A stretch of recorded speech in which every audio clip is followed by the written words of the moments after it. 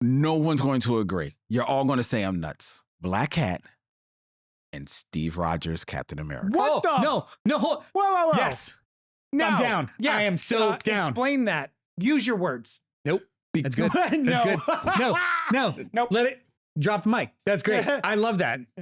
She is. Oh, go ahead.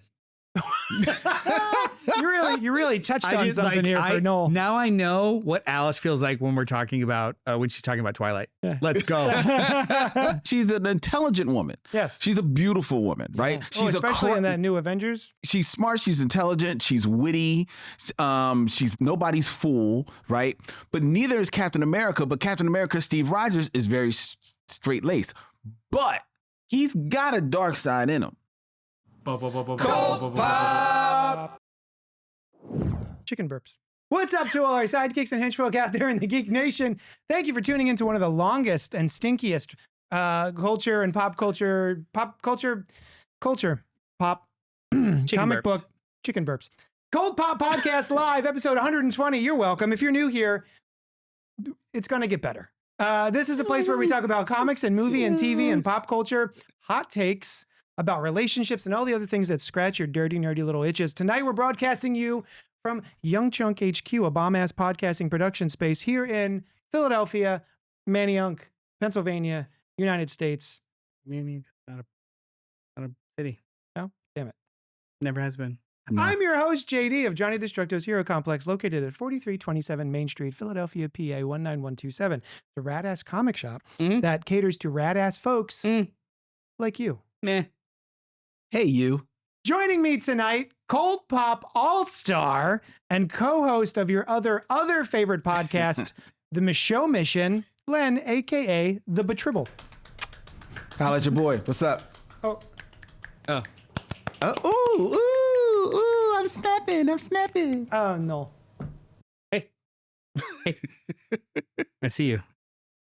Chicken burps. In the booth is our trusty producer, Dylan. Dylan, if anyone's watching or listening, thank you. And they want to know more about Young Chunk HQ, the space and/or services. How do they do it?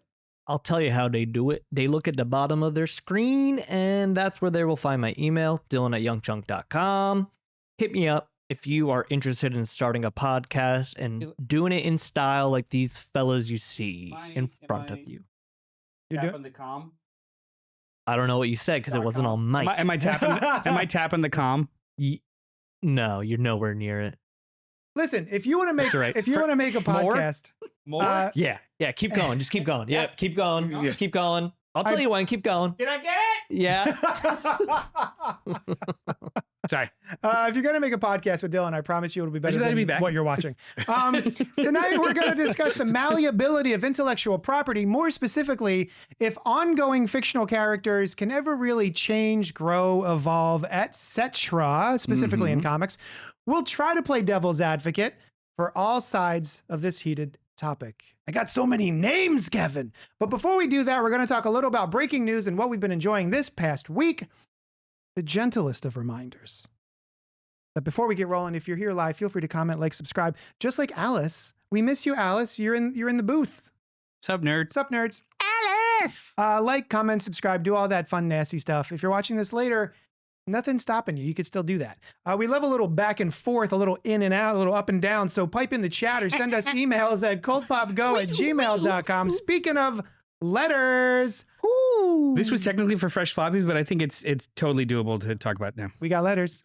We got letters? Oh, we got lots and lots and lots and lots of letters. That comprise sentences in one letter. Fresh floppies, but suitable for discussion here. Am I the asshole? Right. Okay, so I called a shop that is not my regular shop looking for a particular cover, and while I was there, decided to look for something else. The thing I was looking for was the Chew Nomnibus. I call it an Omnomnomibus, and she called it an omnibus, and both of us were wrong. But when she went to look for it, I expected her to just check the store database. She went to a spinner rack full of trade paperbacks. Without thinking, I said, oh no, it would be bigger than those, and thus too big for the spinner rack. And she responded with, I know what an omnibus is. Was I mansplaining or just rationalizing why it wouldn't be on the spinner rack? I'm pretty sure I would have done that if it was a guy clerk. In almost every situation, I'm Ron Swanson in the hardware store. And if I'm not, I will admit when I'm wrong.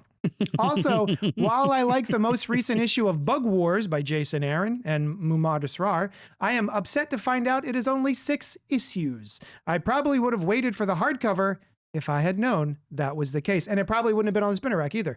Chris saying saucy good night. Oh, Alice says she misses us. So is Christopher St. Saucy Goodnight the asshole? Was he mansplaining? What do you think? Take us there.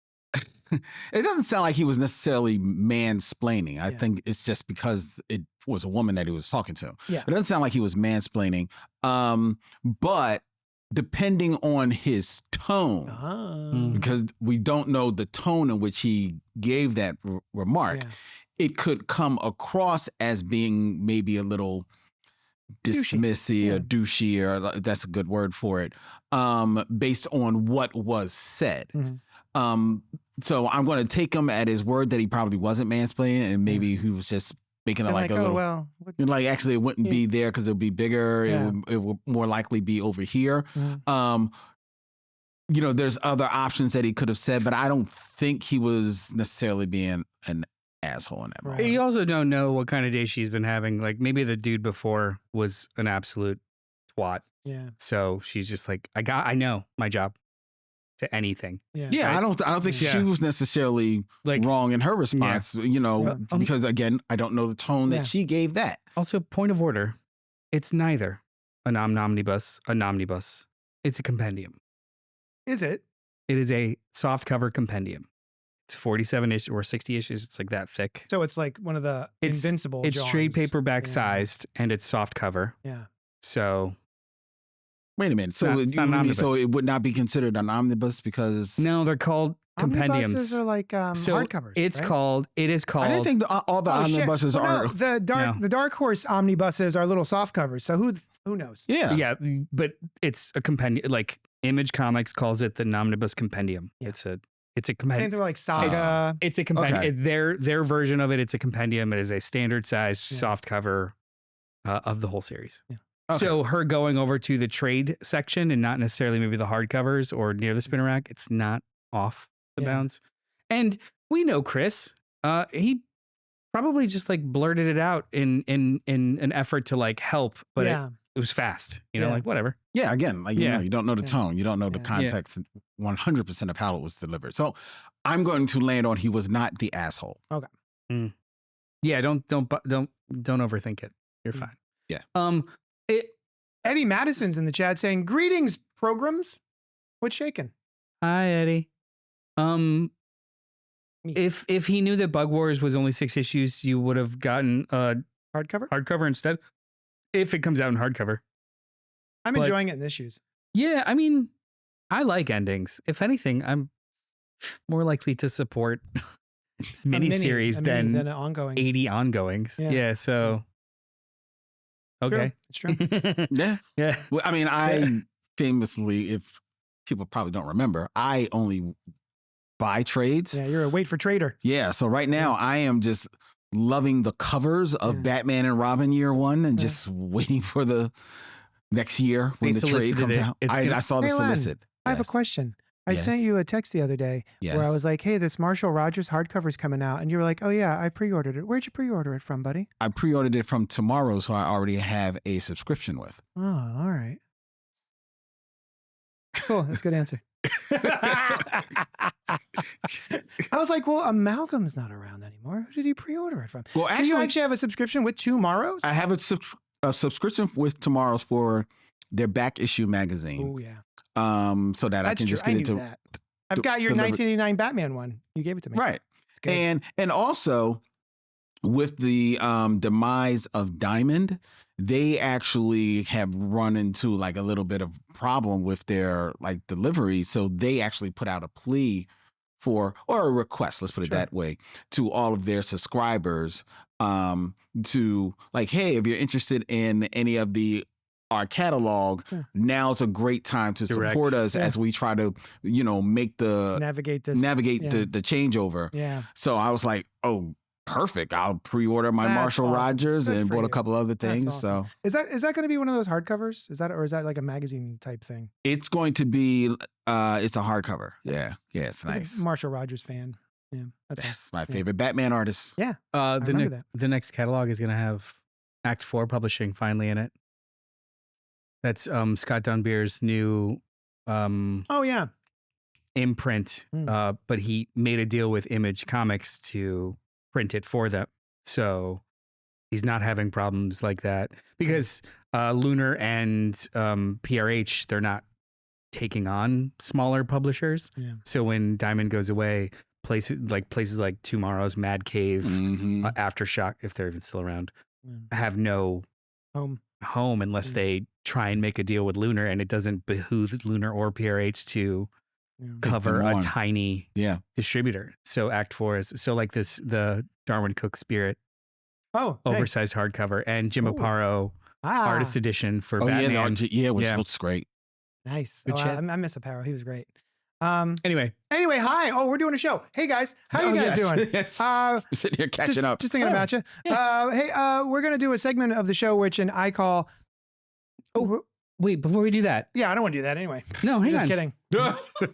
Wait, He fell for it. He thought I was hold gonna on. do the next Hold on. segment. Nah. Before we do that, Mhm. it should be noted that a very, very big deal in not only culture, but pop culture and nerd yes. culture, a celebrated actor passed away this morning. Yes. Or late Yes. last night, this morning. Val. Val Kilmer Val passed away. Kilmer. 63. Very long battle with throat cancer, Yeah. which he was on the up, but then I guess not. They kept things a lot of private. That's how things happen, especially with cancer. Yeah. But that's it's a big loss for the culture because he is one of those people who, like, there's certain actors who imprint in your mind Mhm. certain images. Mhm. And Val Kilmer is one of those people, depending on your age, he's been imprinted in probably easily 2 to 4 different, like, cultural significant roles. Yeah, exactly. He has at every kind of like every 7 to 10 years, every generation, There's a he Val has Kilmer. been in something that was at least popular enough or transitional enough. Like everything from, like early on, Real Genius and Top Secret, but then, Mhm. he disappears for a little while, does little things, and all of a sudden he's in Heat. Oh, you Yeah. forget the And the Doors? Salton Sea and the Yeah, Doors. A lot of people And forget about the Doors. Yeah. The Doors was man. like I think he But was also- nominated for an Oscar. Also, Top Gun. MacGruber. He was the bad guy in Willow? That's MacGruber. right. Wow, see that I didn't even know. He was Yeah. also the 4th best Batman. No, he was the 3rd best Batman. The 4th best Batman? I would say that's a good. Okay, I try To not be to go fair, down this I road. picked a number and said it. Yeah, you did. You did. Are we counting just the modern No, all the Batmans? Batman. Every Oh, Batman. all the Batmans? You know Every what? Batman. You know what? I'm not even going to argue which Batman he is because he is decidedly the number one Doc Holliday. Oh, for sure. fair. Absolutely. He's the number 1 Mad Mardigan. That's true. And he's the Oh, number one Jim Morrison. Kiss Kiss Bang Bang. Dude, I love them. Anyway, underrated, underknown. That's not a word. What's the word? It's a cult. No, It's a Struggle cult with It's a Grace. cult I like movie. this. It's a cult movie. Kiss Kiss Bang Bang by Shane Black. Mhm. Yeah. Awesome. Mhm. Awesome. Val Kilmer with. Robert Downey Robert Jr. Downey Jr. It is the movie that got Robert Downey Jr. Iron Man. Yeah. God Yep. damn, what a fun movie. Also, Island of Dr. Moreau. Rank the Batmans, says Alice.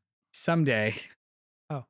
Oh, right now? I mean, how Alice, far are we that's going to a go? whole other episode. Yeah, all right, Yeah. you're right. You're right. Ranking the No, Batmans. it's just real quick. It's real quick. To give Val Kilmer, he's decidedly the Right. number one Doc Holliday, right? Yes. He's the number one Jim Morrison. Yes. Okay, he played along with Even more so than Jim Morrison.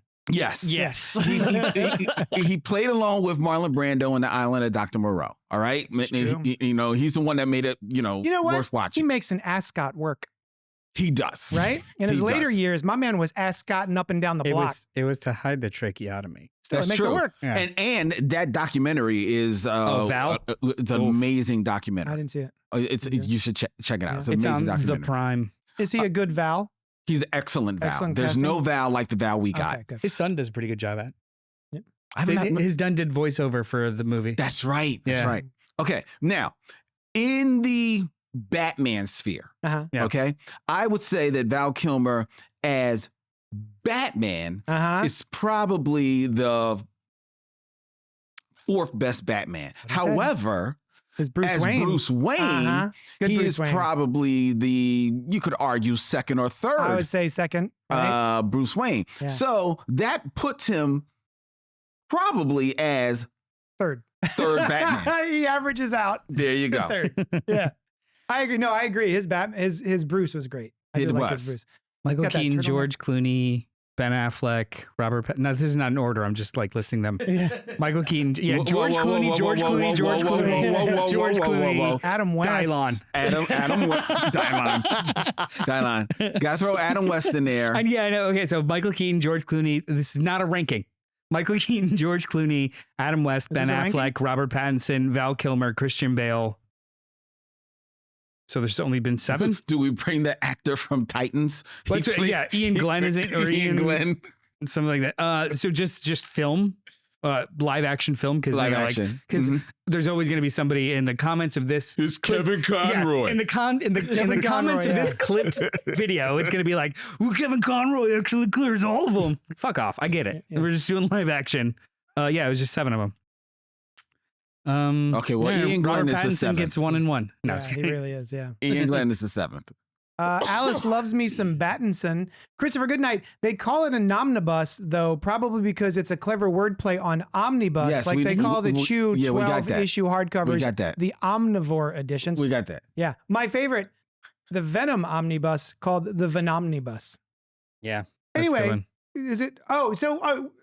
Favorite Val Kilmer, real quick. Batman. Batman. I used to watch Real Genius on a loop and Willow on a loop. Willow was one of the first movies I was obsessed with when I was like 3 or 4. Actually, when did it come out? 88. I was 6. 6, 7. Thank you. I remember seeing at the Cineplex Odeon 8 screen in Downers Grove, Illinois, obsessing over the little action figures that had no articulation Mhm. and playing You just- Mad Morgan. Yeah. So that was probably the most imprinted. And then I was also obsessed with Batman Forever. I didn't know at the time that I was 14, I think, 95 around. I used to always watch the Batman 66 growing up on Mhm. WGN Mhm. every weekday at 11, 2 episodes. I didn't realize until later in life that Batman Forever was a big budget version of Batman 66. Yeah. But for some reason, I just really loved it because if you watch it now, Jim Carrey is absolutely doing Frank Gorshin. Mhm. Absolutely. And I Mhm. didn't, it just never occurred to me. Yeah. So I will, and the score is, Silvestri's score is just absolute. No, Goldsmith score is Jerry Goldsmith. Yeah, Yeah. his score. It's a little. It's not better than Danny Elfman's, but it's so fucking good. Mm-hmm. Like the big bells and the trumpets. I remember because I forced my parents to go. I forced my dad to take me to see it like 3 or 4 times. Your mom said, "I ain't going." Yeah, my mom nowhere." was like, "Have fun, boys." The scene at the end that makes no goddamn sense of him jumping down like the giant tube of the elevated island for 45 minutes, them doing a free fall. But that score of him, that whole score of that crescendo that's just elongated, it sticks in my head. I think I will always associate him with Batman. That's nice. Because I absolutely, and I saw movies after that because I I watched Heat too young because I was like, Batman's in it. Batman's in it. Yeah. I feel you. I loved it. Who was yours? Tombstone. But also props to him being Elvis in True Romance. Oh wow! He was the He's the Elvis that body. existed only in Clarence Bodiger's, not Clarence Bodiger's, that's the guy from RoboCop. Clarence Worley's head. Can you he fly, talks to him Bobby? when he's alone. Yeah, Yeah. yeah. And he played True Romance. Clarence, I like you. Always have. Always will. So yeah. Oh, It's a good I liked movie. Red Planet. I don't remember. That's not a joke. I Mars? actually liked Red Planet. Yeah. Right on. Well, rest in peace, Val Kilmer. Yes. Rest in peace, Val Mm. Kilmer. But Yes. what's popping for you, JD? Hey, I'll this past tell week? Speaking of Clarence Boddiger, I watched a TV show. documentary. It's a docu-series. Okay. There you go. Docu-series, thank you. On my television. On my television. Yeah. Called RoboDoc. Oh, what's that about? Well, I'll tell you. Please. It is how many episodes? 4? 4. How long is each episode? Like an hour and a half. So it's a Jesus. 4-hour docu-series on RoboCop. RoboDoc, the creation of RoboCop. the first movie. The one movie, RoboCop, 4-hour documentary. Yes. It's pretty banger. I It's watched good. 3 episodes It's of it. really good. I've only watched the first one so far. And they got everybody. Yeah, it is a really good documentary. Even has its own theme music. So it's about the creation of the movie. Yeah. Wow. From jump and every single facet. And they Yeah. talk to everybody. If they're Wow. still alive, they're in this documentary. Yeah. Um, So I meant to wear I have a couple RoboCop t-shirts. My favorite is it's got RoboCop punching the Ed 209 in the face, which is just baller. So yeah, I've grew up a big fan of RoboCop. First of all, because of the violence, and I thought he looked so cool. He does and look then- cool. He does look cool. He's a real cool design. And then just over the years, kind of discovering that it's like a commentary, like a lot of Paul Verhoeven's works. Hey, real quick question. I had never heard Paul Verhoeven speaking before. Oh, yeah. And then watching him on RoboDoc. Oh. Is that where did Mike Myers get the voice in Goldmember from? Because it sounds very much like it's not like him. eats the Yeah, skin. yeah. I don't think he's being Peter. No, but Paul Verhoeven, but he does have Faja? well, he's Danish, right? I believe so. I believe right. He's I believe either so. Danish or look it up He for just, me. like eats his own skin. But he does his energy is matched by his broken English. Yeah. So not only is it kind of marble mouthed, but it's expressively so. Yeah. And I couldn't do it justice. It's It sounds so honestly, much like I was it's super fun to listen to. yeah, it's great. And then I told you, I'm like, Yeah. that's awesome. Yeah. You Born can- in Amsterdam. there you go. So anyway, if you like RoboCop as I do, I highly recommend checking out RoboDoc on What? Amazon Prime. Oh, Amazon Prime okay. Video. Did you get to the Oreo story yet? Not yet. The Oreo story. Yeah. Oh my goodness. Some people on the set, production staff, it was a very hard movie to make because they had no money and it was very ambitious and like, and Peter Weller is like a trained method actor and ballerina dancer and all kinds of crazy shit. So when he was in costume, in order to like not go crazy, he stayed in character. And one of the guys was telling a story about how they were filming in a warehouse and everyone was hungry. They couldn't break for lunch yet and blah, blah, blah. And he had like a little stack of Oreos that he grabbed in order to set up. And Peter Weller was as RoboCop. And he's like, Robo wants an Oreo. Well, Peter... He calls himself Robo. Yeah. Peter, we'll eat later, man. Just kind of get set up. We're all waiting for you. Robo won't go unless he gets an Oreo. And they were always like arguing, I guess. And the guy took like 5 or 6 Oreos that he had in his hand and shoved them all in his mouth to like fuck off kind of thing. Yeah. And then it cuts immediately to Peter Weller, present day, saying, I have no fucking idea what he's talking about. I never said that. There were no goddamn Oreos. He's a fucking asshole. That's I was awesome. like, this is great. Yeah. That's the kind of documentary it is. Everyone telling their like 2 cents and then you immediately cut to the other person being like, that's bullshit. Oh, I love it because it's like Yeah. I love like my favorite books to read are oral histories, and this sounds like it's an oral. It's Yeah. exactly how it runs because like listening to Peter Weller, who's a master's degree story, like also too, he literally has a master's in like ancient history and stuff.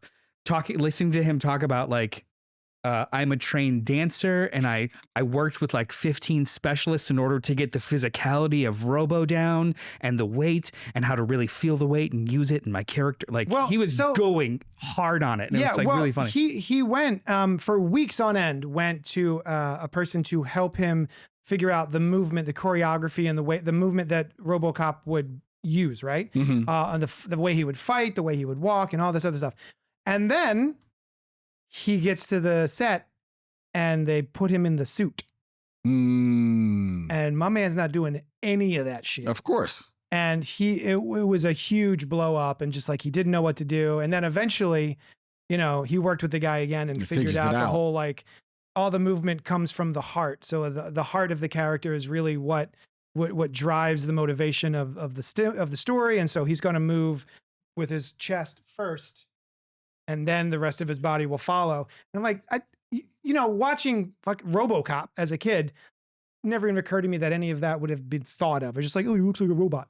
So the fact that they put those sorts of nuances into the character is just kind of delightful. Didn't he fight to also have like that dancer coach or whatever on set? Like he got them to pay for him to stay on set to work it out with him. Yeah.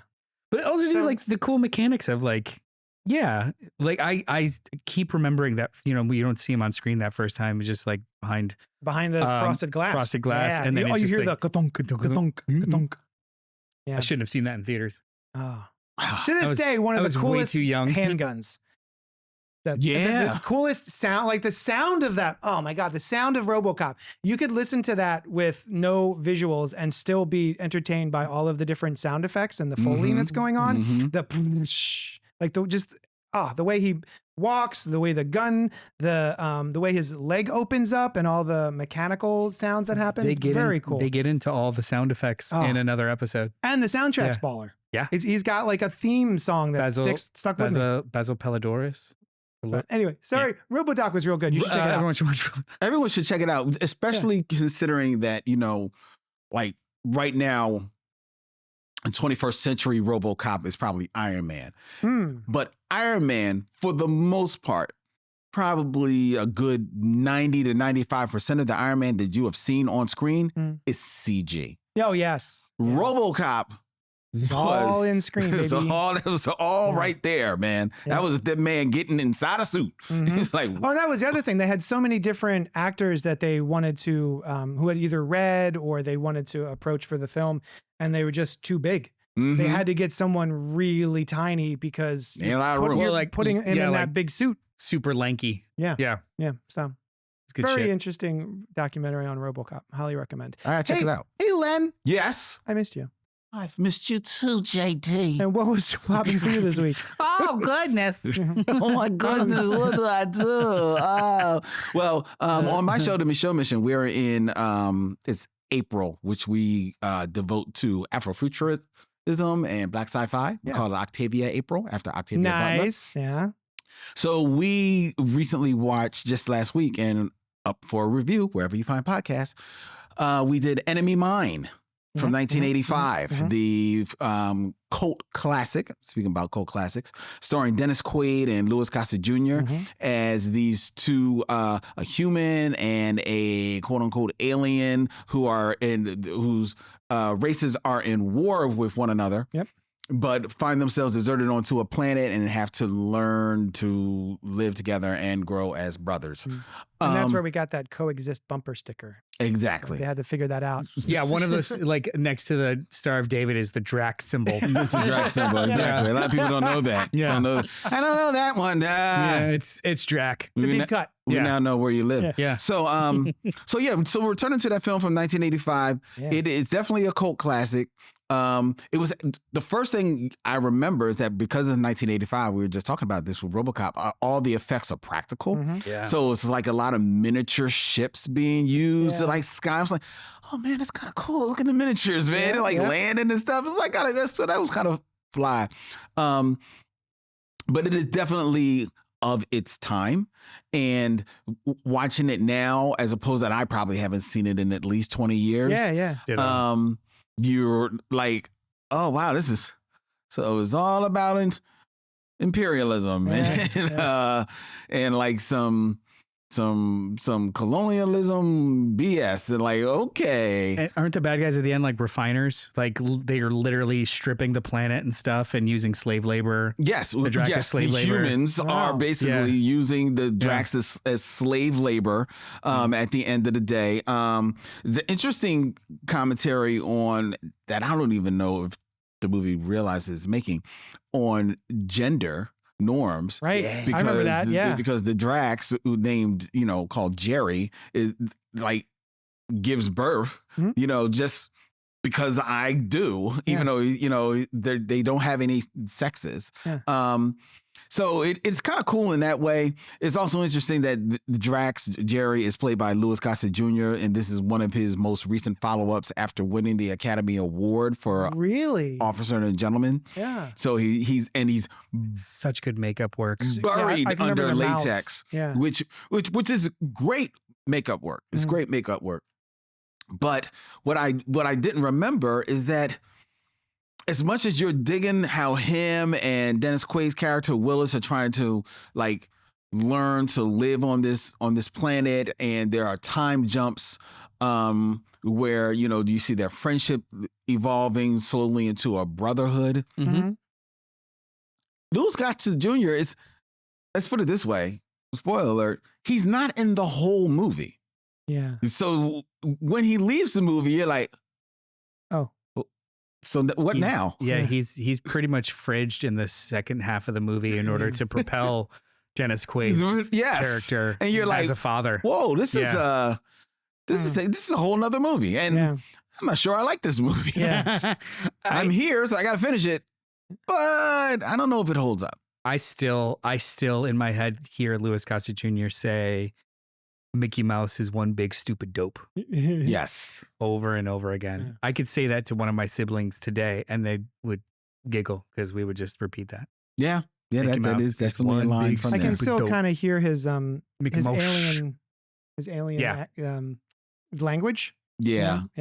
Yeah, so this movie has come up quite a lot recently in the comic shop because there is a series in the Energon universe written by Robert Kirkman called Void Rivals, which is the exact same thing in the first couple of issues. You've got two humanoid races that have been at war for millennia, and two of them are, I guess, dogfighting planes, and they wind up crashing onto a planet, Wow, and they have to that literally help is each enemy other mine. survive. Yeah, Yeah. it's literally enemy mine. So many times I've brought up like, oh, an enemy mine.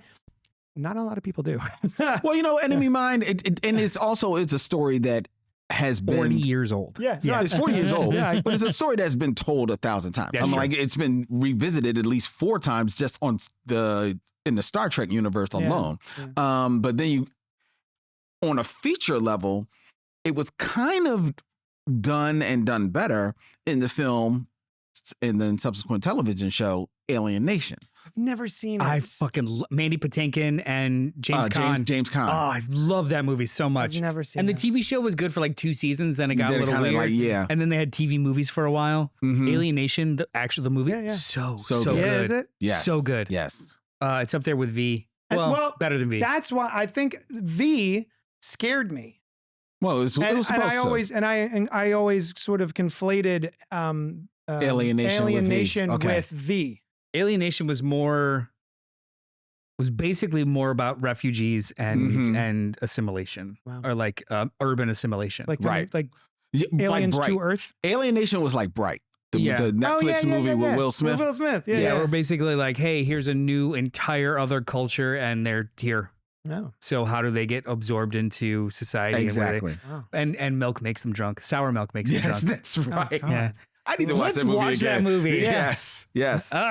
Anyway, Christopher Goodnight's in the chat. Batman ranking is hard. Love the bad Bale verse, but hate Bale as Batman. Love Pattinson and Affleck as Batman, but hate their movies. Obviously Keaton is the best. Everyone's gonna say that. Dutch. I wouldn't. The movie I wouldn't Dutch. either. What about Dutch? It's awesome. I mean, Dutch is awesome, but like, it's not a Val Kilmer movie. Two is it? things He's not Michael in it. Caine hates: people who are intolerant of other people's cultures, and the Dutch. There it is. That's right. That's funny. Pink's in there, guys. That franchise email you asked for is my breakdown of the Batman franchise. It's fueled by a half bottle of whiskey, a sharp knife of honest opinions, and no fucks given about sacred cows. Nice. I want that email. Len, you're my hero for admitting in Nerd Space a long time ago that, like me, you do not give a fuck about TMNT. Did I do that right? It takes a weird sort of bravery to admit when a popular thing just isn't your thing. Who said that? Pink. Pink Apocalypse. Hey, Pink Apocalypse, how are you doing? It's been a long time since I personally have heard from you, so it's nice to hear from you again. Yeah. And nice to see that you are doing well. All right, so let's see. Did you want to do your other thing? Oh, Capricorn 1 from 1977. Oh, that I've never seen. I've always been aware of it, but I've never seen it. Capricorn 1 is a movie that Gould, stars James Brolin, O.J. Simpson. Did not expect that name. He was in like 10 to 15 movies, like in between, like I mean, he was 1975 and 1995. O.J. Simpson was Towering Inferno. Was the black man that was safe for white people, and they put him in everything. Towering Inferno, right? I think he was in one of the airplane movies. But anyway, Capricorn 1 is a very interesting movie because it's about the first manned space mission to Mars that actually proves to be fake. Hey now. And Elliot Gould, who is the star of the movie, like kind of like breaks down the mystery behind it. Interesting. It's a weird type of movie, but it was dumb fun to have on the other night as I was looking at old sci-fi. I'm looking at O.J. Simpson's filmography, and he was in a movie called Cocaine and Blue Eyes from 1983. Cool. 1983. I don't need to know. It's about a San Francisco private eye played by O.J. Of course. Obviously. Or Arento James. Was there anything? 1983. I'm curious of whether or not that actually hit. Maybe it was a TV movie. It could have been direct-to-video. Seeks a dead client's girlfriend and finds a drug ring run by prominent citizens. OJ. And then he murders him. OJ was never. And look, he's in this movie from beginning to almost the end. He maybe has 4 lines. Neat. And he's a name, but he's maybe has 4 lines. He's not a voice. No. Thankfully. Yeah. Did you ever see, this is not. Go. Philadelphia Experiment? Yeah. Yeah. With Michael Pare? Yeah. I just found it and I can't wait to watch it. I remember that from when I was a kid, and I don't know if it holds up, whatever, but I remember really liking it as a wee laddie. It's a very interesting movie. Yeah. It's slow. Oh, yeah. Because I've watched it again. It's like, the Philadelphia Experiment? It's still on. Jesus. Yeah, it's slow. And I didn't realize it was a remake.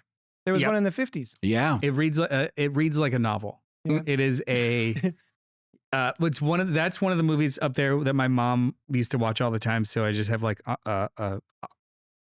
osmosis with it, like that and the first Highlander movie and something other things that my mom just would like. She had crushes on certain dudes, and I think Michael Pare was one of them. Oh, sure. So that and Eddie and the Cruisers were just always on.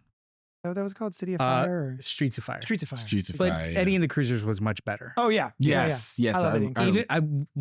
I've only seen 2.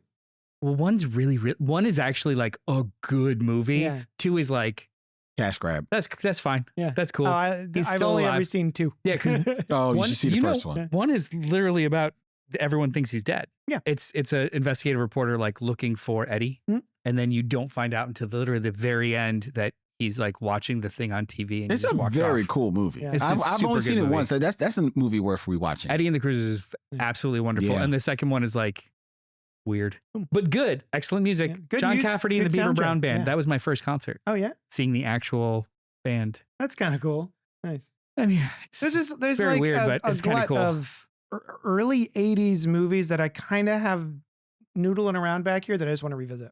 You should. Philadelphia Experiment's one of them. Hey, Noel, what was popping for you this week? Philadelphia Experiment. No, my wife and I were told by many, many people to try this show. We watched one episode and then ended up watching all 13 available over the course of a week. Whoa. And that is The Pit on Max, the one to watch for HBO. It stars Noah Wyle. It is about a emergency room in Pittsburgh that is understaffed and underfunded. And the show is a 15-hour shift. So every single episode is an hour of this grueling shift. Okay. It's it's a spiritual successor to ER. Because isn't he the same character? Nope. From? Oh, he's not. Okay. No. ER in hindsight is very much like more of a procedural on like a television procedural where it's just like it's a lot of like soap opera style drama. Yeah. And then there's like cool medical stuff in between. Medical case of the week. Yeah. Right. But really you were there because this doctor was fucking the other doctor and like, ooh, what's happening? Right. This is explicitly about what they're doing in the ER. Okay. And it touches on a lot of things that are much more relevant today than they were in the 90s and early 2000s. Like you find out explicitly that this hospital was a large hub trauma center during COVID. So it takes place 4 years later, and a lot of these doctors still have PTSD, and you'll see like flashbacks of them literally like removing people from machines to make the machine helpful for someone else, and then it gets into violence in the ER, like they're understaffed and people are angry. So like that's an ongoing thing. Real talk. People are using the ER as a lifeline. Like there's one subplot with a mother basically poisons herself to get her teenage son to take her to the hospital because she's afraid of him and saw like a kill list that he had just because like authority figures and there's no other access. Like it goes hard and it's really, really good. And Noah Wyle is absolutely phenomenal. You're piquing my interest. It's definitely, like every single thing that you see in the news, it's in this show all the way up to a mass shooter event. It is a tough watch, but it is so fucking good. Like so good. I'm glad because I wrote it off immediately as just more ER, which it had its time. I went through a period there where I was watching like I was unemployment, and I think ER was on 3 times a day, and I would just watch all of ER within like a couple of weeks, and then I was just like, okay, I get it now, I'm done. So I just kind of I wrote it off. You know what? And I wrote it off for kind of like the same reasons because I had just recently, as probably a month ago, watched all 2 seasons of The Nick, the Cinemax, show, which was like, a historical, medical drama. So I was like, it's another medical drama. I don't need to be in another hospital, especially not a hospital of today, and Noah Wyle, with all due respect, it's not a draw for me, He's like a journeyman actor.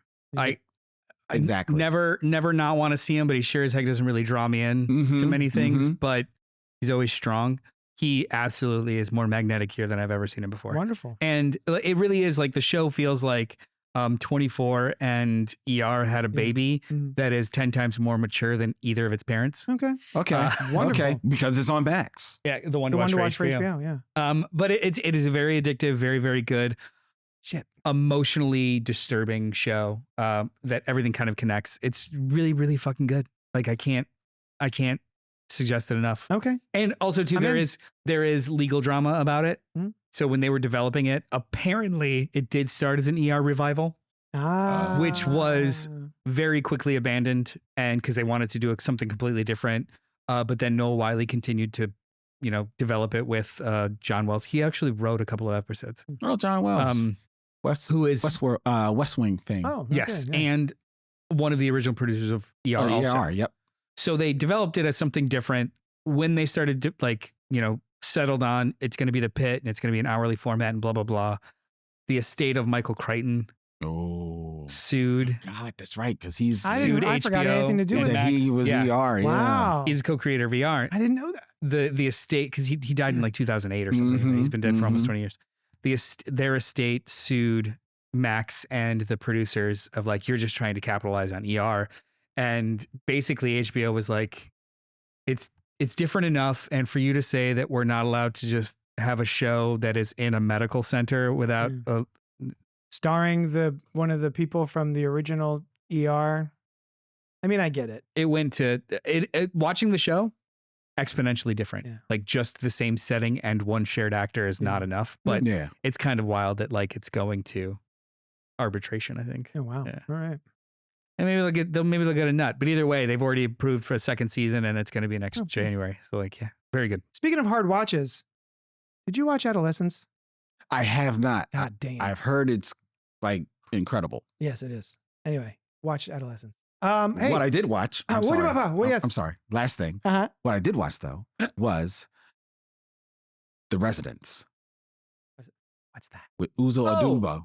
Oh, on Netflix. Yes. Is it funny? Oh my God, it's so funny. Oh my God, it's so funny. It's basically a murder mystery set in the White House Oh, yes. with Uzo Aduba yes, of that's her name. of Thank Orange you. Is the New Black fame. Yes. Playing Big Eyes Cordelia. or Crazy Eyes. Crazy Eyes. Yes, she plays Mhm. Cordelia Clark, I believe. I might be the detective in the movie in the show. Bronson Pinchot's in this bitch? Balky? Balky is in this. Randall Don't be Park. ridiculous. Randall Park is in this. Randall Park is getting everything. Oh, it is so funny. It is so good. I enjoyed it immensely. It is a show that actually they were Mary filming it. Wiseman. They were filming it, and Andre Brower was in nice. it, Mm. and he died after the fourth episode was filmed. So they had to shut down for a little bit, and then Giancarlo Esposito was hired to come on, and Giancarlo Esposito took over Andre Brower's role. So they had to I was going to say, shoot those four episodes. But it was interesting symmetry because Giancarlo Esposito and Andre Brower, Giancarlo Esposito more or less replaced Andre Brower when he left Homicide years ago. And those two had been like friends all along. So he was fine. He was like, yo, I will gladly take this over for my buddy. they did Netflix has the money to do that kind of stuff, like reshoot whole episodes. For what is it? The Mike Flanagan show, Mm-hmm. Fall of House of Usher. They filmed almost the whole thing with Frank Langella, Oh. and then he got fired, and then reshot almost the whole show again. Yeah. His scene specifically with Bruce Greenwood, Yeah. who Wow. honestly makes every production better. Yeah. I love I love that. Bruce Bruce Greenwood. Greenwood's He's just great. amazing. So Yeah. like, you know, everything from every trick possible to just filming reaction shots to like, you know, if it was a wide, now it's a oneer with just reactions and you fill the actor in stuff. I think that's impressive when they can pull that off. Well, check out The Residents. It's, All right. it's fun. I like Jason Lee and Ken Marino are in it. Yeah. Ken is Marino's nice. everywhere. Yeah. From the state. His name is Earl. Oh, my bad. His name is something Kevin Smithy. So Oh, we've got more. we're here to talk about some goings on the intranets. Tom Brevoort. You know what? You know, Should I just read the thing? I'll read the thing. Well, no. If you read the thing, it's based off of gamifying this, and we're not going to gamify it, so don't worry about it. Oh, well, actually, maybe a little bit. Read some of the thing. In popular fiction, especially superhero comics, there is a compulsion to keep the characters in a state of transition, perpetual second act, and never really have a final status quo for too long. In the internet era, this reality has been met with ire from specific factions of fan bases. Tonight, we want to discuss a couple of these sacred cows and make a case for and or against each one. We will introduce a topic, and I will randomly... That's the Game part of that Thrones. we're We're not doing doing. it now. It's in there. I'm reading No, it. we're not doing it. No. So if you like what we're doing, we will continue to do this. But like the topic specifically for tonight is one that is like back in the news, Yeah. the sphere. So if anybody had seen CinemaCon, it's happening this week, Yes. which Nope. is so it happens in Las Vegas every single year. It's basically a movie nerd convention for distributors, distributors and theater chains. The theaters. Yeah. Oh. So it's basically movie studios making a case to theater chains. This is what we got coming for you, and it's going Yeah. to be amazing. So Yeah. that's where like posters premiere, and every single studio cool. does a little thing or a presentation. It's basically Studio H for fucking theater geeks. Exactly. For, neat. for movie nerds. I've never paid attention to it. So Sony decided to release the title of the fourth Tom Holland Spider-Man movie, Mhm. and they're titling it Brand New Day, which beautiful day. which for comic fans of our age range, that title elicits a specific response. It's triggering. Yeah. It's triggering. Yeah, it's very triggering Kinda like Clone to Saga. a lot of people. Yeah. which brought this topic back up. Tom Brevoort, the editor in Hold chief. on. So may I? Yeah, please. Yes, So sorry. Brand New Day, the reason it's triggering is because Peter and Mary Jane got married in the 80s, late 80s. Yeah. Because they did a marketing thing where Spider-Man and Mary Jane got married before a baseball game. And so they were like, well, I guess it seemed to be pretty popular. I guess we'll do it in the comics. It's a big thing. That's why they got married in the comics. And then they were married for 20 odd years. For a long time. For a very long part of my life. They were married. For the 90s. They were married. And then Joe 2008? Quesada comes along and makes the decision, Peter should not be married. I do not like this wedding. I do not like the marriage. They certainly shouldn't have a kid, et cetera, et cetera. So they created a story while J. Michael Straczynski was writing Amazing Spider-Man, a very popular, I think, very good run for the most part. And he wasn't really interested in this story himself. So did he take his name off of it? No. His name's on it, it's still- but it it's was still on there. mostly not really him writing it, from my understanding. It was more Quesada. So the long story short is, in order to get rid of the marriage that everyone had been used to for 20 odd years, Mary Jane makes a deal with the devil Mephisto in order to dissolve their marriage, having never happened. It also brings back Harry Osborn from the dead, who died maybe 10 years ahead of that. And then The precipitation of that, though, is he revealed his identity, and that's true. Civil War happened. and it wasn't just my friends are in danger. It was also because I actually just reread this earlier The or late JMS last run? year, the Yeah. JMS run. I had completely forgotten. It was mostly to save May's life. Oh, 100%. because she was she was dead. She took a bullet. She took a bullet So- to the chest and was dead. So it was, we'll bring her back and put my secret identity in the back in the closet, back in the bottle. And he refused to do it. And Mary Jane was just like, I'll make the choice for him. He's a dummy. Yeah. Yes, Mary do Jane it. makes the But makes I the want deal. to remember. Or what She was wants her to remember. caveat? She wants to remember. So Yeah. she does, but Just- no one yeah. else does. Yeah. So it did not go over well with fans. This mystical element to a ground level hero, like all of a sudden, Peter or MJ are just going to make a deal with the literal devil. That it didn't really sit well with a lot of people. But in my opinion, brought about Brand New Day, which I think was better, right? Like, I feel like once we got over that hurdle of this wasn't the best way to handle this, but the stories after that were a lot of fun. Mhm. So that's kind of where we're at with Brand New Day, right? I think so. Did I cover it? Personally. So like I So then Tom Brevoort. there's when are we going to get into the arguing it, because I think there's a couple of like really good pieces of this. But yes, this past week, Tom Brevoort in his weekly Substack. Yeah. Substack. Yeah. Thank you. We're here on Young Chunk Chunk.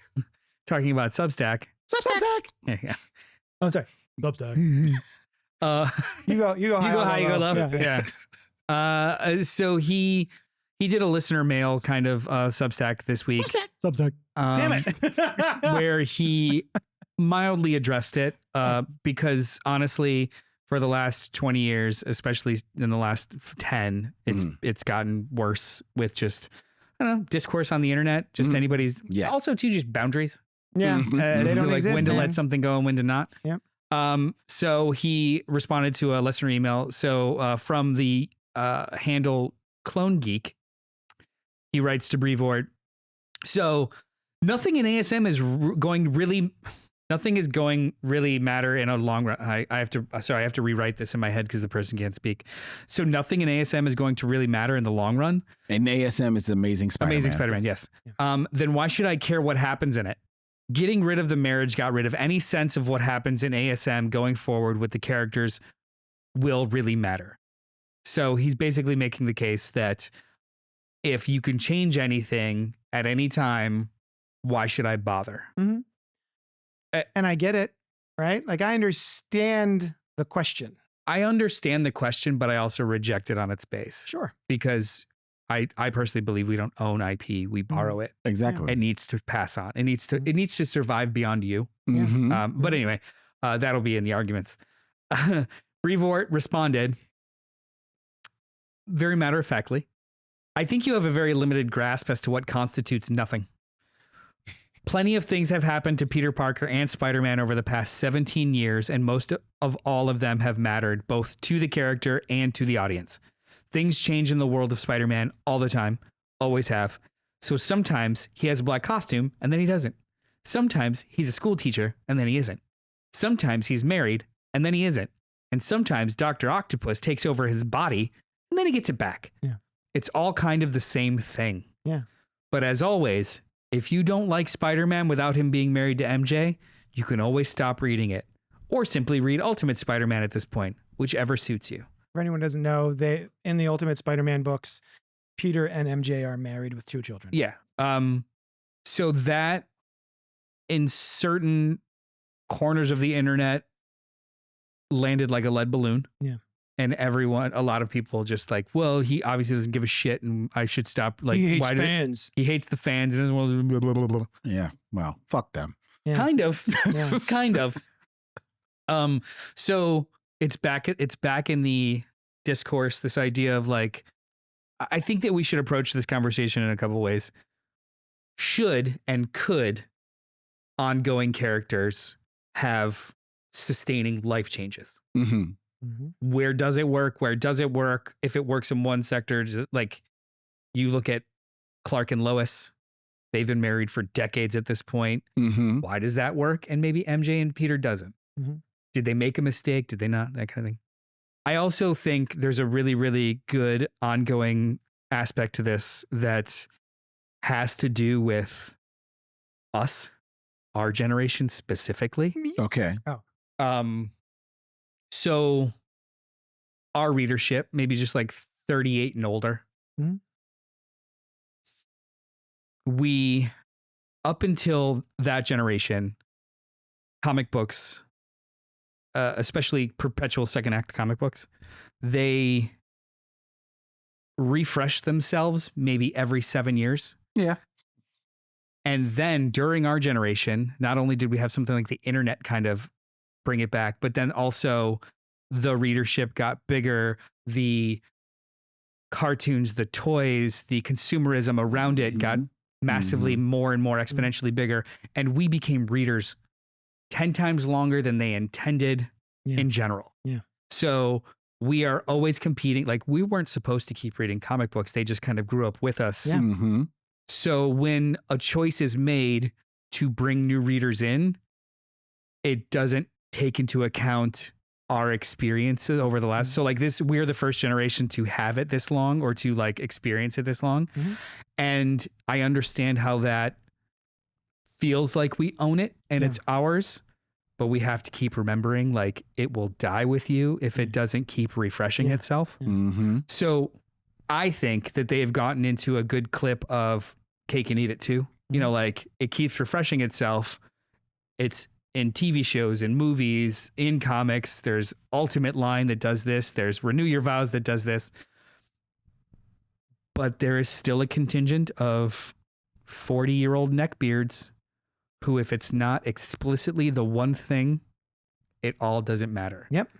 And they will harass you online about That's it. perpetual. Well, that's the difference. The Shit. difference is that the discourse is now immediate and available to be right there in your face and visceral. Like before, you could it just be out there in the world and you maybe just get the sense of it. Yeah, or get published in the back of the comic, maybe. Maybe, you know, or maybe it was in Wizard. They were blowing up about it.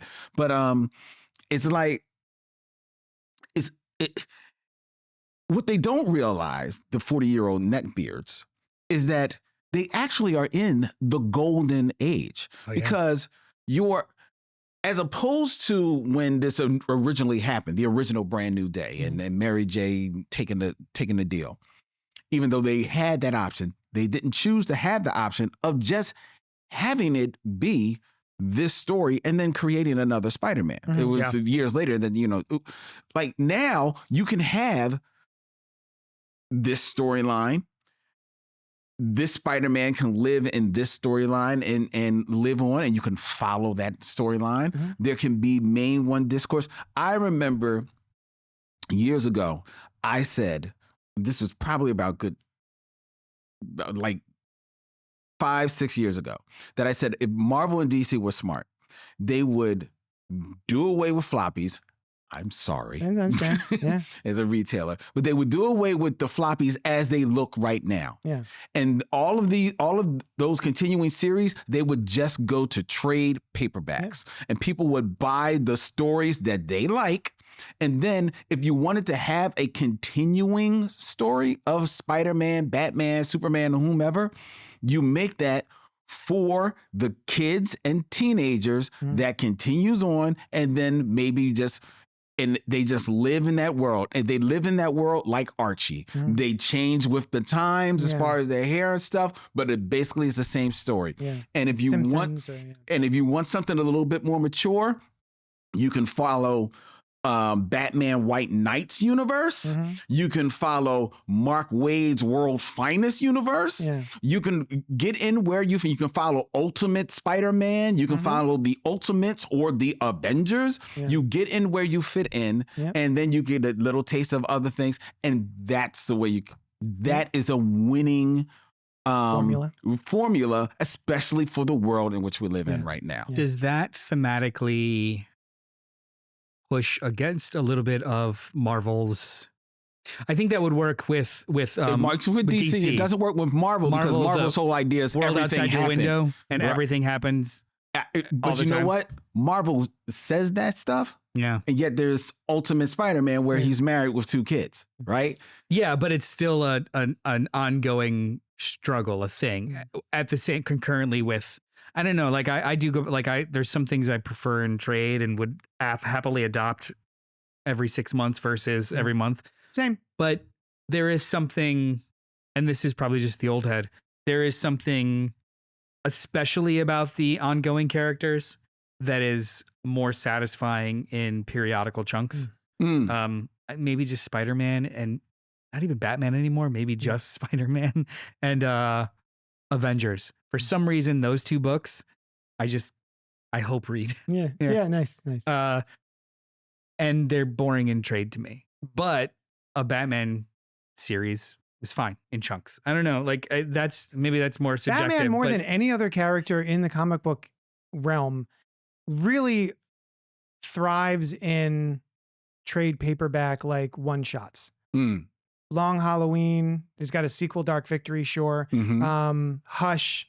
So on and so forth. Like there's just so many little, you could just buy one book and you don't have to read Batman ongoing. It's still a top 5 book every single month too, though. Yeah, the comic. The single issue comic is still a crazy ass seller. To go off of publishing and back to sort of maybe the conversation at hand, we also were the first generation, correct me if I'm wrong, where the 50s and the 60s and the 70s, continuity didn't really happen. Not really. Right? Not really. Superman, Lois Lane would be black one issue, and then she would be a dude the next issue. She walked out of a machine. She wasn't just all of a sudden Lois Lane was black. Yeah. But I mean, like, there was no continuity to speak of. Everything was like, I did this drug this month, and this is the Superman story that happens. Right. So it's not until I think Crisis on Infinite Earths in the 80s. Are you saying that Marv Wolfman ruined everything? Yes. Okay. Yeah, he did it. It's his fault. Your fault, Marv. Everything. So, and then, Crisis happened because I guess editorial thought that people were too confused by all the different disparaging versions of the characters. And then from then on, there was this doctrine of trying to make everything sort of fit into a continuity that had never really existed before. And that is what we all grow up on, thinking that that's the thing that matters because they keep trying so hard to nail it down. Well, that's not necessarily true, because I think the whole idea of continuity really comes in with Marvel having all of their heroes set in New York City and them running into one another, and then you would. In the comics, you'd see the caption, "Oh, this is when he ran into Daredevil," and Daredevil number. I love that stuff. And then DC tried to adapt that, and that's when it really became a thing. So the continuity became this big issue with the creation of Marvel. this is a weird version of horseshoe theory. You guys are familiar with that, right? Tell me. Like extremist on this end and extremist on this end end up kind of In the middle. becoming Yeah. more similar to each Mhm. other because it's just a horseshoe, like how extreme you get. The idea of continuity being a major selling factor for Marvel and DC potentially wanting to emulate that or ride that. Now we've gone so they create a shared continuity and kind of like how better or worse that works. Mhm. Now we've come completely over to the other side in the last 50, 60 years to the point where there are infinite channels and platforms and imprints and Mhm. formats Mhm. where continuity doesn't have to matter, but we've all been trained for the last 50, 60 years to think that it's the only thing that really matters. Yeah. Right. Meanwhile, Is what really happened. I was like, even though What fictional thing really Ultimate Spider-Man, yeah, exactly. Yeah. Even though it's all fake, all of it. happened? Let's calm down. Even though all of it is made up, Yeah. we somehow think that one is primary Yeah. and the rest are just Mm. others. Mhm. And that's so fucking weird. That's super Yeah. horseshoe. Right? Like we're literally in a media ecosystem where it should matter less. Mhm. But because we have so many places to scream about it, it seems to matter more. Exactly. Exactly. Like Nick Lowe is the editor for Amazing Spider-Man, Okay. and he'll just post on Twitter or wherever, "Happy New Comic Book Day, everybody!" And so many comments and Kill replies. yourself, will be kill like, yourself. Yeah.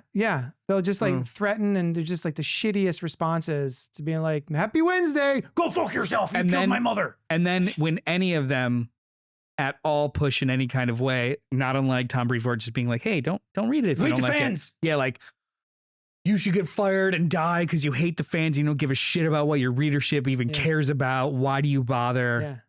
You should be fired. My favorite Like, though is what? when someone's like, "What? They should just do what the fans want." To which I always go, "Which one? Exactly. Which fan specifically do you think they should listen to?" Exactly. Yeah. Hell So, no. So yeah. So sorry about that so tangent. should Mary Jane and Peter be married? yeah, What Mary do you Jane- think, Len? Well, I actually, for historical sake, I feel like they should, because I just like the idea of I like the idea of marriage in comic books. But I recognize, because I was talking to my co-host on the Michelle Mission, Vincent, about this, and he's a huge like and subscribe. The Michelle Mission. he's a huge comic book head as well. And he doesn't believe that Spider-Man should be married, because he believes that Spider-Man is really all about the struggle, all about being the every guy, always all about the guy Yes. that's maybe from 18 to 26, 27 years old. The Parker Luck. Just trying to figure it out. Yeah. Just trying to figure it out. And you're always going to have to reset. So can he stay with Mary Jane? Sure. But should they ever get married? No. Mhm. Conversely, Superman, even from as far back, certainly into the 50s and the 60s, has always been kind of coded as like, He's dad the coded. dad. He's wife guy dad coded. Right. Wife So- guy, dad coded. So 100%. like, Yeah. Lois, they should stay married because they basically have been married Yeah. since the 40s, So as opposed to Batman, maybe he's going to get to the altar, but he's not going to cross it. He's not Yeah. going to go, as opposed to Daredevil. Daredevil, this is Vincent's words, all his women, they should always die, Yeah. so that he always, because he's suffering that Catholic guilt. Yeah. So and when he broke that down, I was like, man, that's dark, but it's real. Yeah. It's true.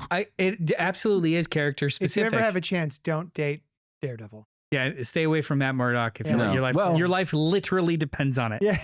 Not saying don't Literally. have a one night stand though, because Oh, no, apparently he'll the be man's good. fingers. Yeah. Ooh. And His fingers got taste buds.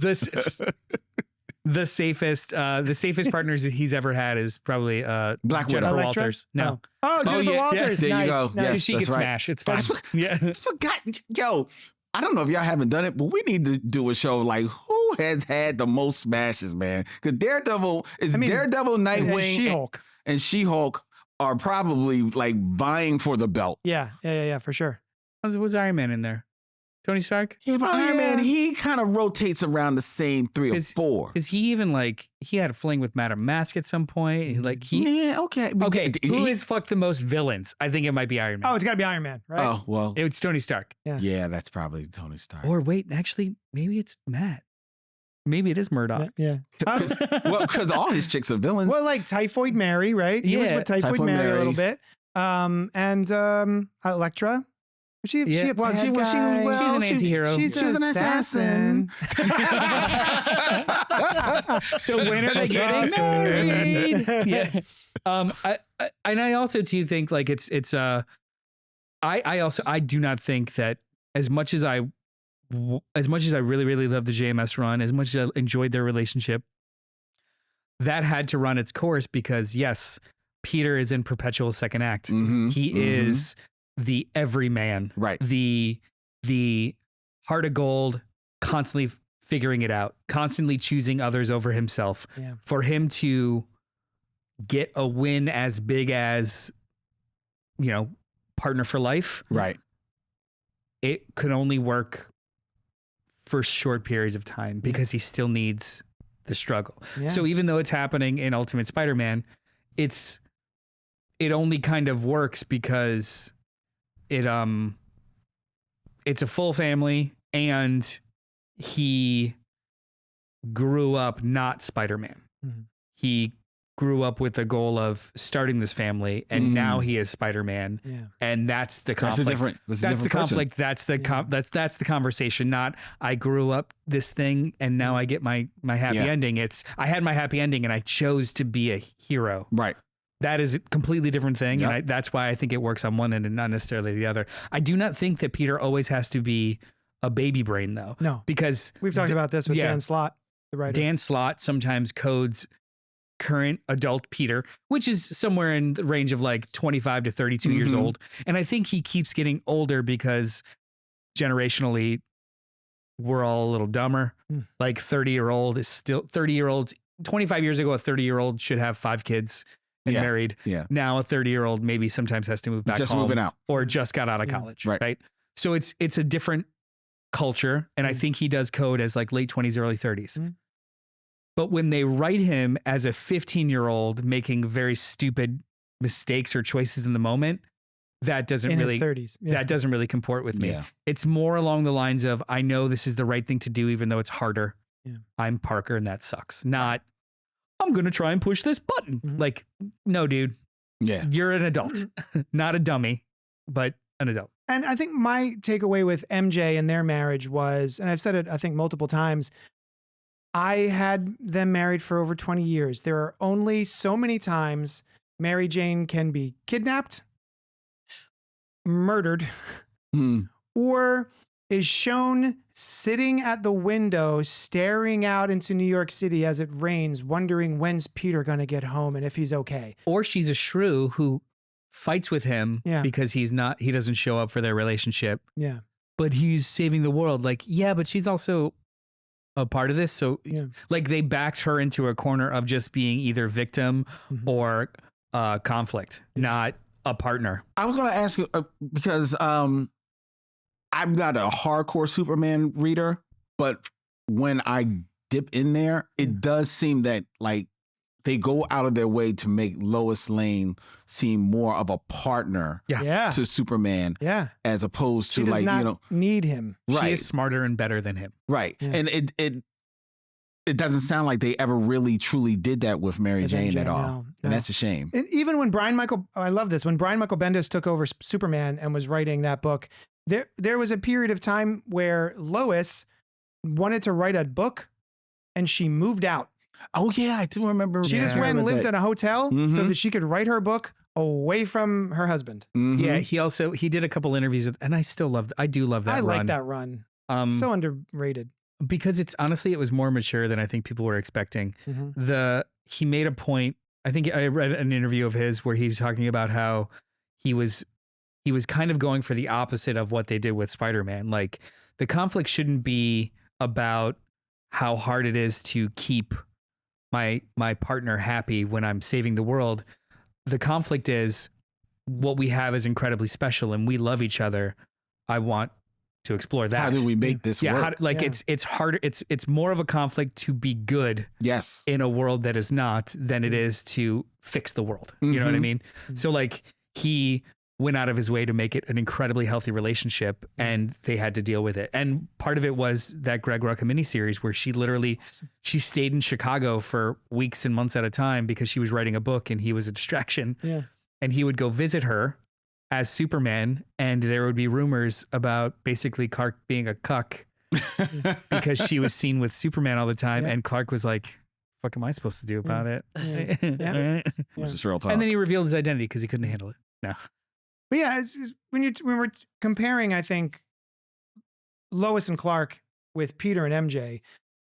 Clark, there's a difference. It's Lois and Clark. That's my head. Peter and MJ. That's it. Nailed it.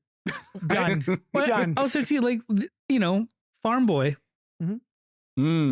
dad coded, moral epicenter of all things. Yeah, him being in a pined healthy relationship with a strong woman.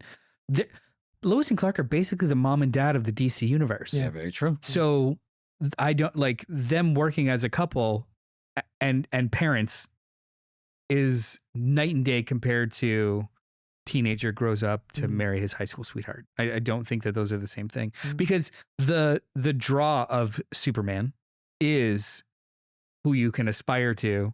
The draw of Spider-Man is who you can aspire to, who you can aspire to be. Yeah. What's the difference? Like who you look up to and who you can aspire to be. Yeah, like right? You look up to Superman, you aspire to be as, solid as Spider-Man. And if you give him everything he wants, it's not going to be the same dynamic. Very true. Yeah. But then I would love it if they were married because that means that, the passage of time is a thing. Yeah.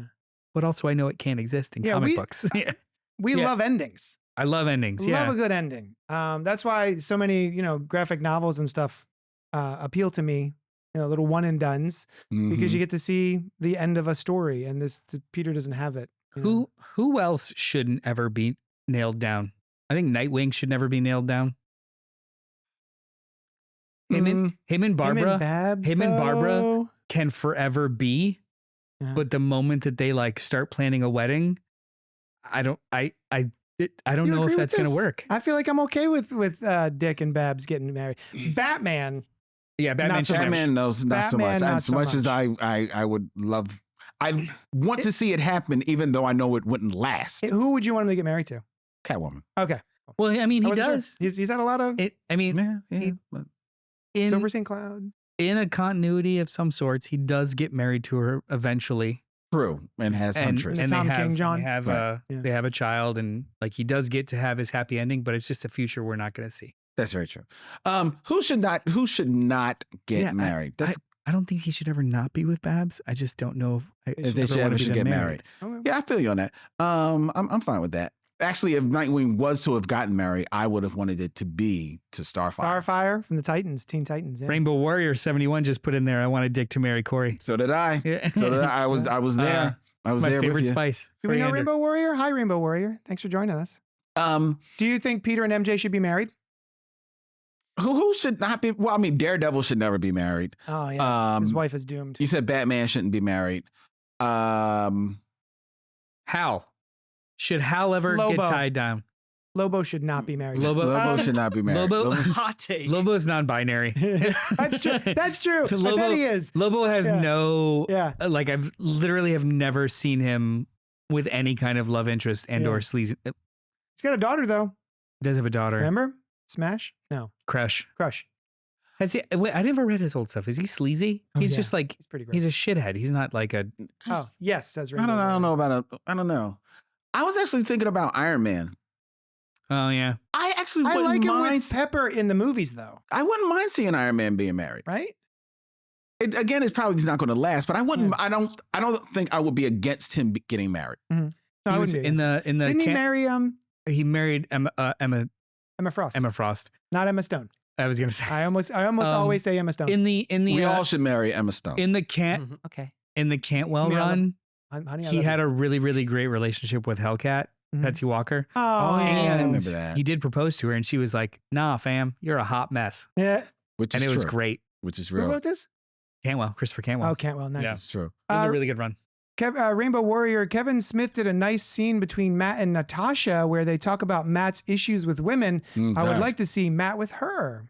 No, well, first of all, Matt and Natasha were a couple back in the 70s. Were Yes. they? When the book moved to San Francisco. But that was before Matt was like there's the real like pained like character, you know. It was before, still swashbuckling. it's before it's Daredevil. before Frank Miller.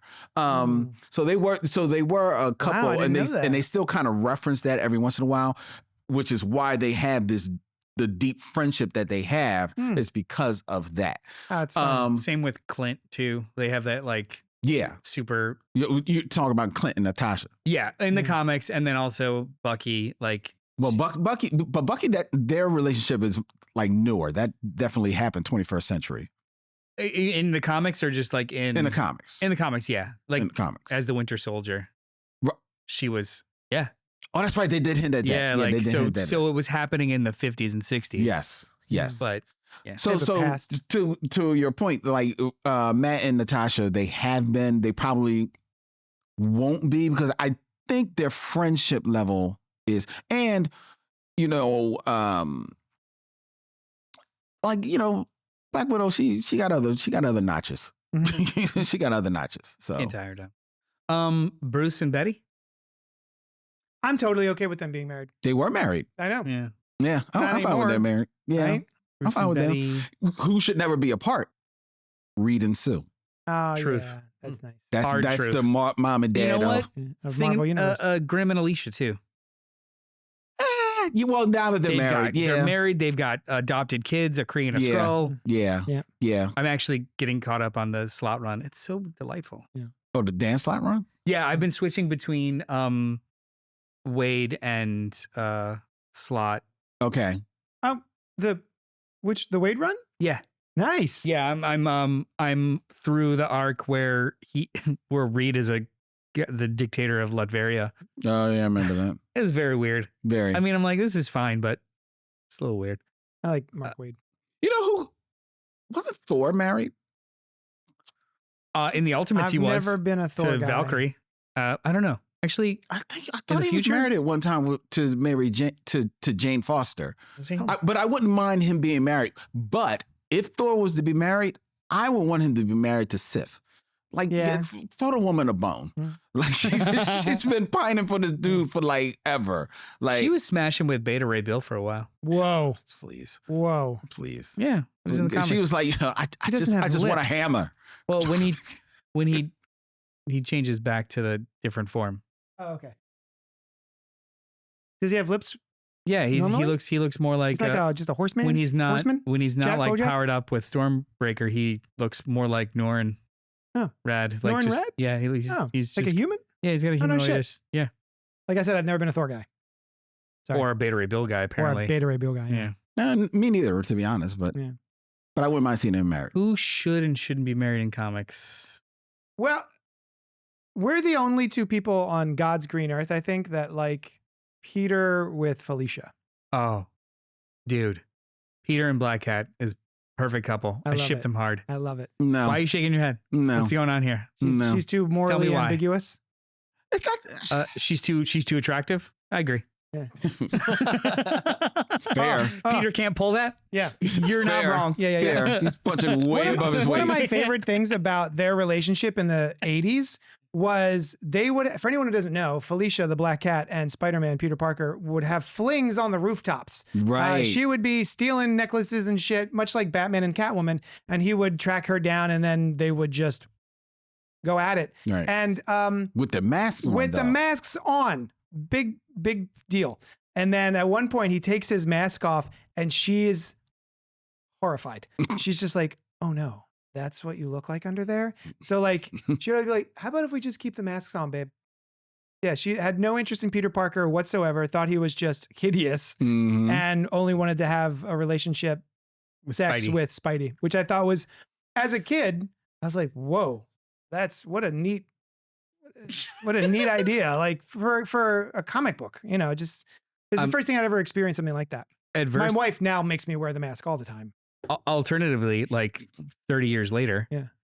post Brand New Day, she, because of all the weirdness that occurred with it, she knows that she used to know who Spider-Man is. That's right.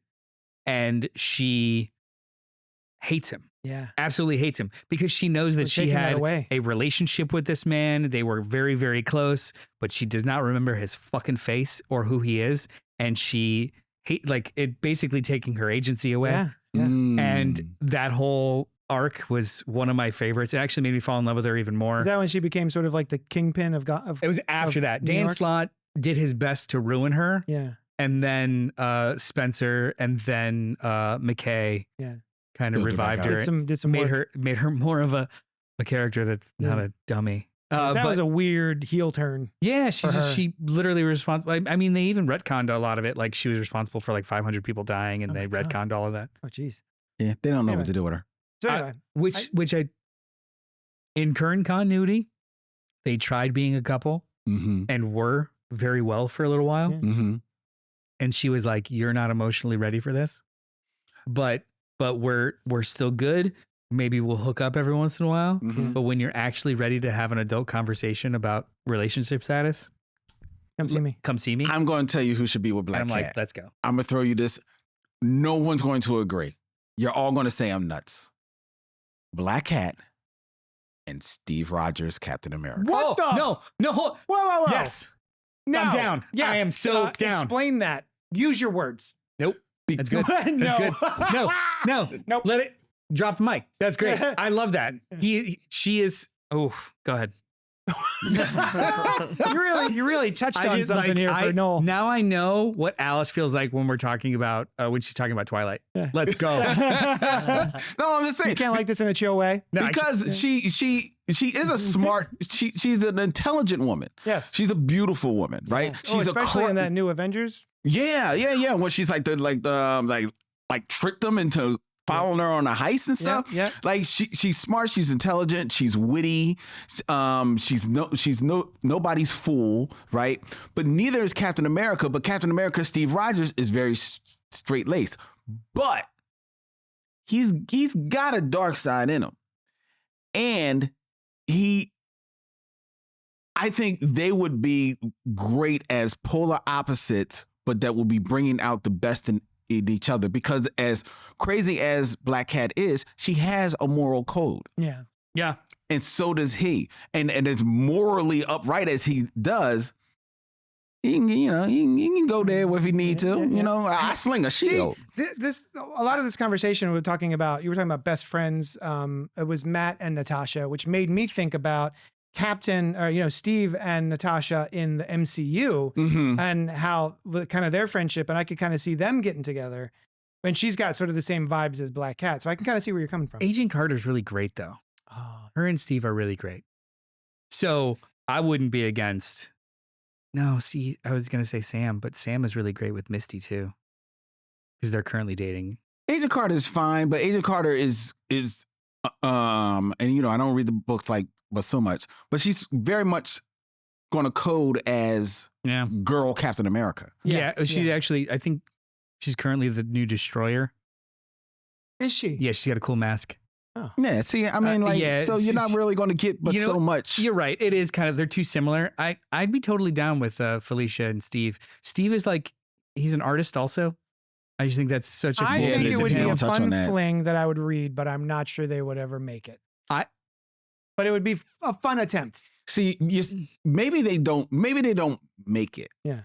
But Who's gonna wind up with Peggy? I think that could be a relationship runs its a course, and then it's always hinted on. How has that sure. never happened? How has Felicia Hardy never Got with at Captain least America? kissed him or something? I think he's too goody for her. Well, I think that also Too Boy Scout. Also, I think Cat that her doesn't smash. profile in the universe codes Spider-Man. So she's going to guest star on things, but she's never. I don't think she's going to really get to that level of. I being love on- these pairings because honestly, too, I'll go back to it.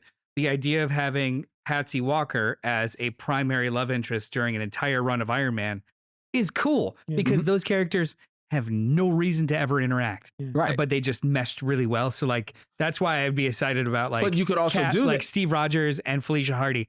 That's hilarious. Well, you could also do that Absolutely because hilarious. probably at the time nobody else is doing anything really Patsy. with Patsy Walker. That's true. And that's not necessarily going to be the case with about- Black Cat, especially now. What about She-Hulk and Cap? Nah.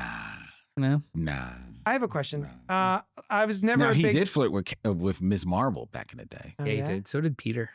That was cute. It only lasted very short. She's too much for him. Very quick. As in, like, she would not tolerate Yeah. anything about him. yeah. Yeah, You'd be like, that's true. what are you, a fucking child? What's happening? Yeah. Why are you saying You these don't things? even know how to make food. Yep. Go away. Popcorn. Yeah. So I didn't really grow up reading Captain America or Thor. Those are kind of blind spots when it comes to Marvel. But who's Diamondback? Was she a villain? Because I remember at that time when like Ron Yeah. Lim Society, around the right? 300 issue era of She's Captain America. The pink hair? The Serpent Right? Society? Yeah, I think Right? so. Yeah. Didn't they have a thing going on? Wasn't she a villain? Or was it just a flirt kind of thing? Because I remember reading about her in that era. I way seem to back. remember them having something going on. I don't know whether or not it ever got consummated, Yeah. but they probably had like a little thing going Yeah. on. Yeah. So that speaks to your Felicia Hardy as well. Of like, he does got a little bit of a No, yeah, no, I mean, look, he's Cap got a dark side to him. did his thing. He did some stuff. Not a lot, but he did it. Every once in a while, people have fun with him. Anybody else who shouldn't be married? I mean, I think this goes to You know who needs to get married? this goes to the Silver Surfer. That dude needs. I think he's been married. this goes to the hey guy. He's He's like- always traveling. Just crying on a surfing. surfboard in space. Wow. To wrap up a piece of this conversation, I don't think any of them really, very few of them should be married, Yeah. or at least coupled forever. Mm. Especially if you want to, and only specific like tier of superhero characters, cape characters. Well, because Superman's pretty much been coupled forever. That's what I mean. Like they need to code as being coupled, Yeah, or yeah. they have to be malleable enough to be coupled and not. Mhm. So that's why, like, as true and real as it feels for Dick and Barbara to be a life mate couple, there needs to still be that danger of they get separated and then come back to find each other again.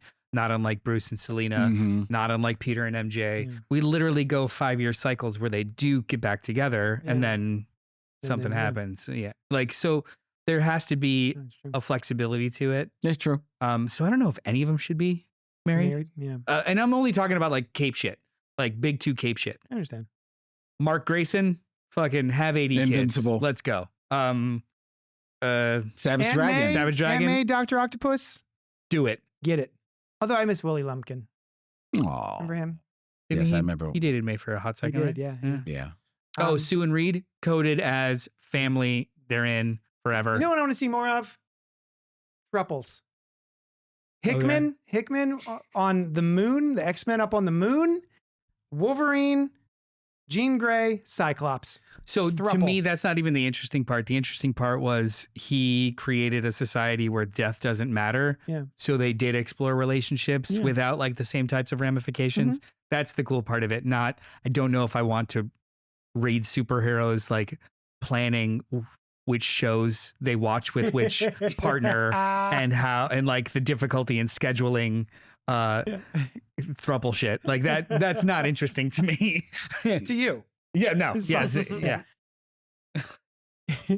You watched Temptation Island with her. That was our night. Kind of like that. That's You the were kind of supposed to watch. it becomes the details. Yeah. Like does. with like you know, if the entire book is about the difficulty of the details, Yeah. great.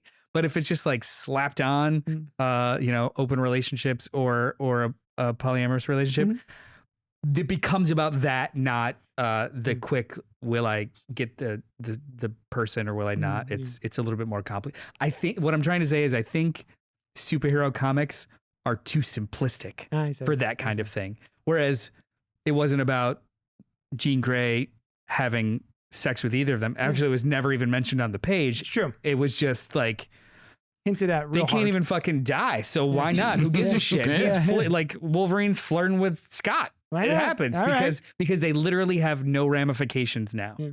I think that's more interesting. But if the book became about who's sharing the room on what night, I was like, I don't care. You're just terrified of non-heteronormative standards. That's Sure, fine. that's exactly what it is. Yeah, that's exactly what it is. I don't care who's the bottom, if it's Scott or Logan. Logan. Logan. That's not my thing. Begging for it. So I think we did it. I think we're good, right? Yeah. It's been an hour and a half. Should they be married? Yes or no? Peter and MJ? Yep. No. I don't think so either. I like it when he sees one of my favorite scenes. Actually, it was very short-lived with a relationship that Peter had with a forensics scientist, I believe, Carly Cooper. Carly Cooper. Yeah. And so, whereas he would date a myriad of other women, they would come to the apartment, blah blah blah. He would just have his chemicals out because he's making webbing. She comes in for a date. He's in the middle of making webbing, just leaves it out because it's chemicals. No one's gonna know. She goes, What are you making? "You making some sort of like Adhesive? high Yeah. tensile adhesive? What's going on here?" He's like, "Oh shit, nothing."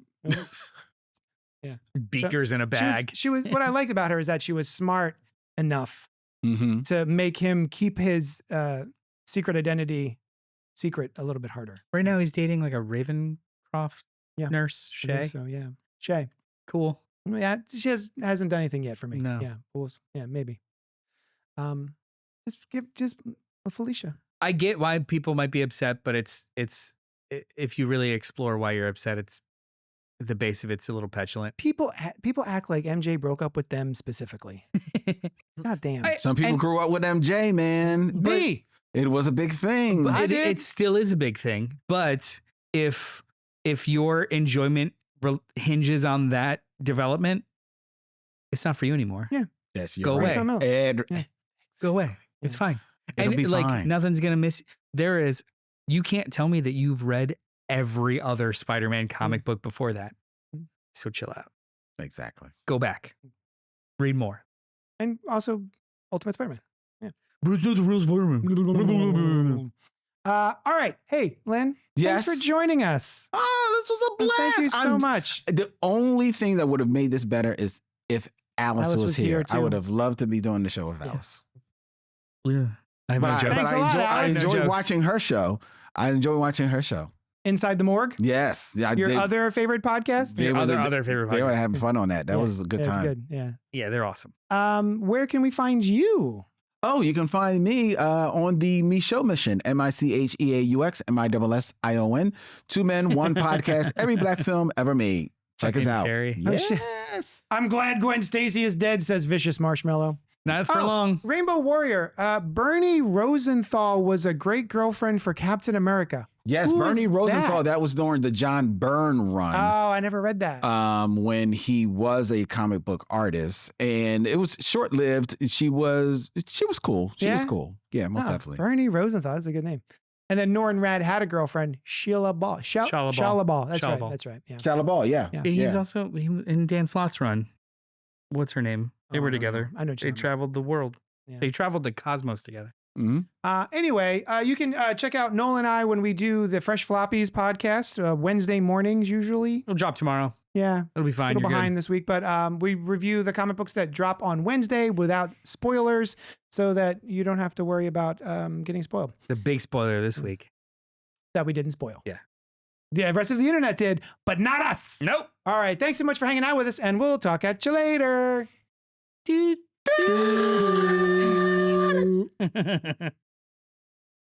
Young John!